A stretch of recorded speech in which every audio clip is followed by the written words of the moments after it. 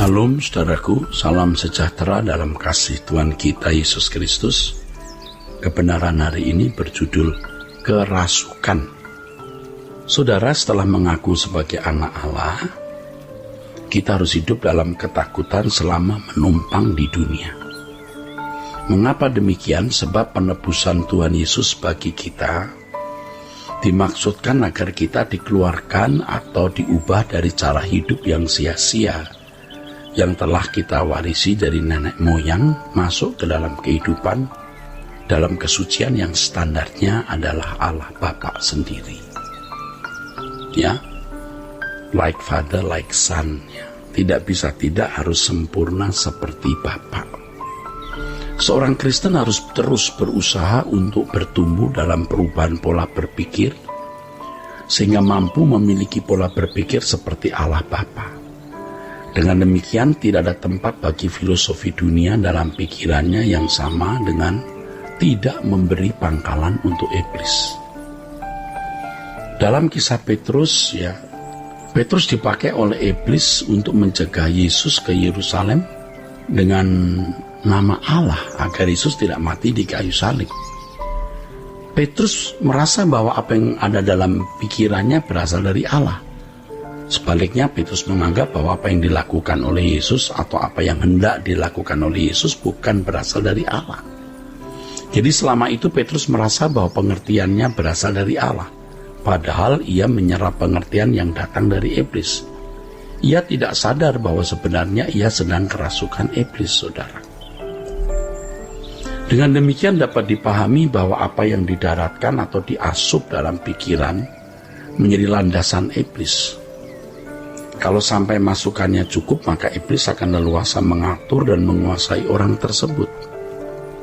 Itulah sebabnya kita harus selalu mempertimbangkan bahwa kemungkinan masih ada pengaruh kuasa gelap dalam hidup kita yang terkait dengan cara berpikir dan prinsip-prinsip kebenaran yang kita pahami. Kita harus selalu memperkarakan apakah kita benar-benar sudah ada dalam kebenaran Tuhan atau tidak. Hati-hati. Nah, Paulus sendiri berkata begini, awasilah dirimu sendiri dan awasilah ajaranmu. Bertekunlah dalam semuanya itu, karena dengan berbuat demikian engkau akan menyelamatkan dirimu dan semua orang yang mendengar engkau. Petrus telah menerima masukan dalam pikirannya mengenai konsep Mesias yang salah, yaitu konsep Mesias menurut orang-orang Yahudi. Jadi tidak heran kalau iblis bisa menyusupkan idenya dalam diri Petrus untuk merusak pekerjaan Allah. Kepada Petrus, Yesus tegas berkata, "Enyahlah iblis, engkau suatu batu sandungan bagiku, sebab engkau bukan memikirkan apa yang dipikirkan Allah, melainkan yang dipikirkan manusia." Dalam hal ini, saudara, betapa berarti dan pentingnya konsep-konsep yang ada dalam pikiran kita. Itulah sebabnya Yesus berkata, manusia hidup bukan hanya dari roti, tetapi dari setiap firman yang keluar dari mulut Allah. Saudara, ini kalimat keluar dari mulut Allah ini menunjuk kepada kebenaran yang murni yang tertuang dari Allah. Nah, dalam hal ini ya saudara, sesungguhnya yang dibutuhkan setiap orang percaya bukan sekedar pengajaran yang diajarkan orang kepadanya, baik melalui khotbah secara lisan maupun buku yang tertulis. Tetapi setiap kita harus benar-benar mengalami perjumpaan dengan Allah secara real, di mana kita benar-benar berinteraksi dengan Allah. Ini saudaraku, ya.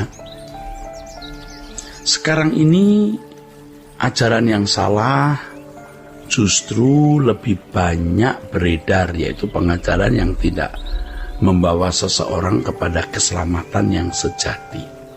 Sebagai buktinya, semakin tidak kita jumpai, semakin kurang maksudnya orang-orang yang benar-benar memiliki kualitas hidup seperti Yesus. Hal ini bisa terjadi dalam kehidupan banyak orang Kristen. Mengapa? Sebab pengajaran yang mereka terima berorientasi kepada berkat jasmani, mujizat itu. Ya, hal-hal yang hanya menyangkut kemakmuran jasmani, saudara. Dan itu dikenal sebagai teologi kemakmuran, dan itu benar-benar menyesatkan, saudara. Ya, tapi selama ini orang tidak melihat ya bahayanya. Pergumulan hidup untuk memiliki pikiran dan perasaan Kristus adalah pergumulan yang berat, yaitu memasuki pintu yang sesat. Dibutuhkan perjuangan yang benar-benar serius, saudaraku. Orientasi pengajaran yang terfokus pada berkat jasmani dan mujizat, tanpa disadari mengarahkan jemaat kepada materialisme dan usaha membangun firdaus di bumi. Ini adalah kecerdikan iblis yang menyimpangkan pikiran orang percaya dari fokus yang benar. Banyak pengajar palsu yang mendapat kesempatan berkhotbah di berbagai media. Mereka merasa dan mengaku bisa berdialog dengan Tuhan, padahal mereka tidak berdialog dengan Tuhan yang benar. Ya, Tuhan yang ada dalam pikiran mereka. Mereka terbiasa menyampaikan sesuatu yang diklaim sebagai suara dari Tuhan.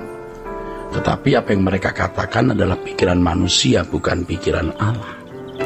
Cirinya adalah apa yang mereka sampaikan itu tidak akan membuat orang makin bertumbuh menjadi sempurna seperti Kristus. Satu pihak bisa membuat orang mengkultuskan diri si pembicara itu, atau mengkultuskan para teolog, atau pada dasarnya orang-orang itu hanya mau mengaktualisasi diri.